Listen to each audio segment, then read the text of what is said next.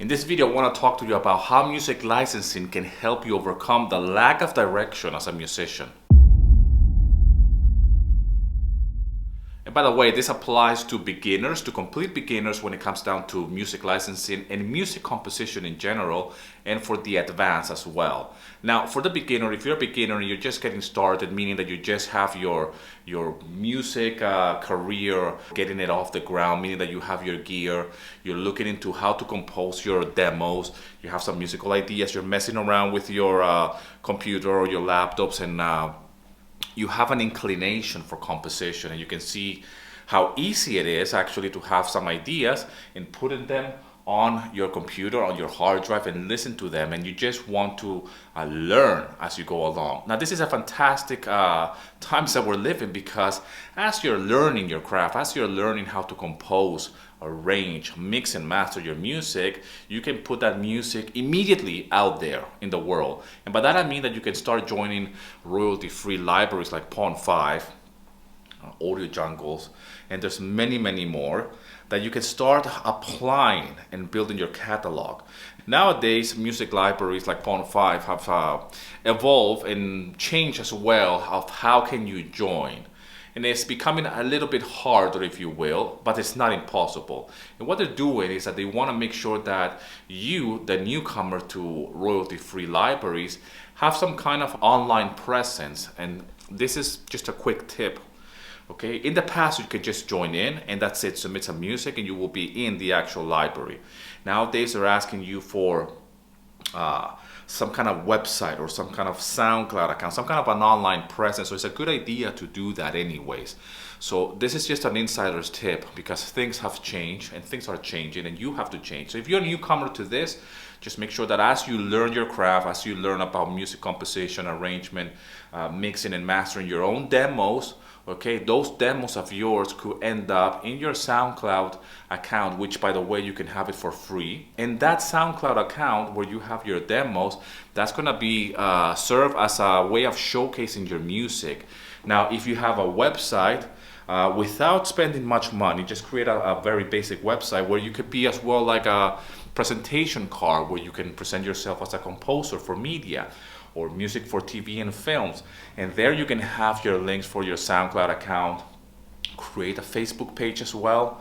And just, this is just a way of showcasing and telling the world, hey, this is who I am, this is what I'm doing, okay? And we all have to start somewhere. That's the way I started, okay? Now, if you're an experienced composer or you're an experienced musician like I was, or the way I am, but the way I came across and stumbled into music licensing, I had no direction whatsoever. I have already done the whole gigging thing. I already have been in bands. I've been playing with friends. I have produced other people's music. I have helped record, arrange, compose, mix, and master other people's demos as well. I have worn different hats. And yet I lack direction when it comes down to my musical career. I had a side project as well, and it's just crazy really when it comes down to us musicians, because we have so many options, we have so many ideas, it's very hard to focus on one thing. So when I came across music licensing, it gave me a direction in terms of like, how can I grab all of my musical knowledge, all of the musical ideas that I have, and everything that I know about music composition and arrangement, and I'm a guitar player, so everything I know, how can I put it somewhere where I can actually almost touch it, something that is tangible, and better yet, can give me money, can pay my bills, you know? This changed my life completely, because I was like the musician, the artistic soul that was lost. I had all the gear, I had it for years, okay? I was working in a guitar shop in London, doing this for years and no direction. This is what I was doing for years. I was playing guitar ideas, I was playing guitar licks all day. People will ask my wife, oh, Daniel has this amazing studio at home. What is he doing? And my wife will say, just nothing. I have nothing to show for. Years has passed by, and all I can show for was just a few jamming sessions here and there, a few recordings that I've done with some people that I've helped, compose some music for some friends. Yeah, for no money as well. And when I did get paid, it was very, very little. But I didn't have a body of work. You know, you need to have a body of work where you can actually grow as a composer and something that can give you a direction. Nowadays, what I do is that I compose so much music with music licensing, aiming for my catalog, for my portfolio, to join either libraries, to grow my existing portfolio. And what that gives me is, first of all, it gave me a lot of direction, it gave me purpose, it gave me like a validation that my music is worth something. And yes, this is measured in the way of money. So if somebody's paying for my track, okay, that means that I'm doing something that I can feel validated. There's a lot of artists out there, a lot of musicians, a lot of producers that they need validation. They don't need validation from from their mom saying that's an amazing track, or from friends, you know, because I consider myself not just a guitarist. I consider myself an artist. Okay, I'm going here for a lifestyle, and the lifestyle is the lifestyle of an artist, you know. So for me, that meant to actually find music licensing as a way of focus, something that can keep me focused and say, I'm doing music so I can sell it straight on. Okay, this music needs to provide me with some revenue, and there's nothing wrong with that, because as an artist, that's what we want. If you're producing your artistic album on streaming platforms like Spotify, whatever, you want to make sure that your songs are being streamed, that people are listening, and you want to get some money from that. If it's little or not, that's another question. Okay, because it's the same with music licensing. When I sell my music on some libraries, I just get fuck all. It's literally nothing. But I'm not concerned with that, because that over time grows. And I have many, many songs. The more songs I have, the more tracks I have, the more that's going to grow. Okay. Now what I'm doing as well is that it's helping me focus on two different things, because I keep my music on two categories. I have the music licensing as a business, and I compose with the aim of being licensed. And then I have my artistic side, which is just I do whatever I want. And then I can build that on the side, and one fits the other, and everything is just a big, massive gravitational pull, if you will, of creativity that it never ends, to the point that it's like, should I put this for music licensing, or should I create this for just for fun, for me, to create like an artistic side project so I can have it on streaming platforms, you know? Or should I use it for something else? Could this be for a film that I want to be producing in the future, that is just because I feel like it, because I'm an artist, I'm a creative being, you know? So I hope this video gives you some kind of direction. I know a lot of people that are very experienced when it comes down to music production, to music mixing, but they lack the direction. They lack the way of how can they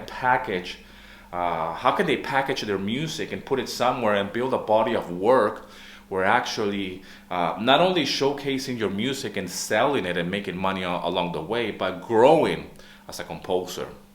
And the best way to describe it is that you can see music licensing as a day job, which is what I do.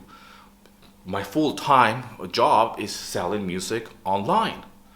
And I see that as a day job, and it's a fantastic thing, because that's my dream. My dream is to come here to my studio, compose music, and get paid by doing that, you see? And I like that, and I'm very specific, okay? I don't like to work for briefs. I don't like people saying to me, like sending me a movie and say, hey, I wanted this scene to be like that. I don't like that, okay? And I'm very specific about that. I don't like to do revisions either.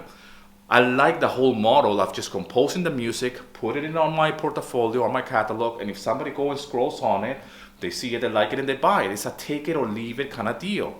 And this is what I love. I want a certain amount of freedom when it comes down to composition. But you have to be very specific, and this gave me so much focus that I embarked in different things, including the YouTube channel, including teaching people how to do this. And it's a never-ending cycle of creativity. So if you're a beginner, you should definitely consider start selling your music on royalty-free libraries. It will help you see how can you arrange and compose music in a commercial way for somebody else to use it. And that you're learning in the process. You're getting paid in the process. If you're an experienced musician and you have a band, you're gigging, which you can't gig nowadays, at least for now with this whole coronavirus thing going on. But I have many friends who they do gigs and they do it very well, but they got into music licensing as well. And they start composing on the side and make that a stream of revenue, of income.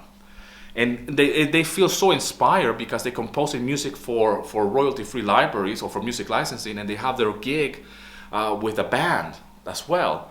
And then they realize that they could do as well a solo project if they feel like. So my point is that all of this is going to feed into creativity, okay? And it's going to make you be this wandering artist like I was. Like I didn't know where to focus my music. I didn't know if I should release just an album on Spotify that nobody's going to listen to, you know? But now I feel like I can do everything. I can do anything, okay? I can do YouTube videos. I can sell my music on royalty-free libraries. I can do my music and release it as an artist on Spotify, which I'm working on it, by the way, and I'll share it with you. I want to do a documentary, and I want to do the whole thing. Film the thing, edit it.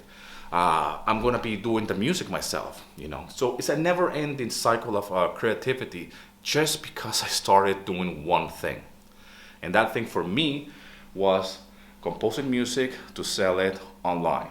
Simple, straight on, music licensing, royalty-free libraries, and you can start one track at a time. So anyways, I hope this video finds you well. I want to talk more about this because I did struggle a lot when it came down to direction. And we are all in different parts in our journey as musicians, as an artist, and as composers. But I had so much experience. I study music, I study sound engineering, I work in studios, and yet I'm an adult and I have no direction, you know. And that's a shit place to be. And to be here now, doing what I'm doing, I feel blessed. I feel an obligation to share my journey, share what I've been through, and help others, okay? If this sounds like you, and you're new to music licensing, download my free guide, link in the description. And I have a workshop as well, link in the description as well. Feel free to check that out.